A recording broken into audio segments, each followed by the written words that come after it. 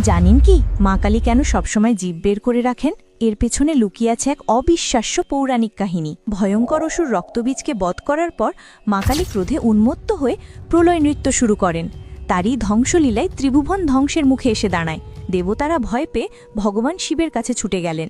একমাত্র তিনিই পারতেন এই ধ্বংসলীলা থামাতে।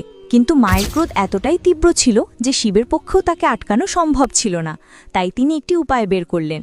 তিনি নিজে সেই রণক্ষেত্রে গিয়ে সমস্ত মৃতদেহের মধ্যে শবের মতো নিশ্চল হয়ে শুয়ে পড়লেন। ক্রোধে উন্মত্ত মা কালী নাচতে নাচতে হঠাৎই খেয়াল না করে সেই সবরূপী মহাদেবের বুকের উপর পা দিয়ে ফেললেন।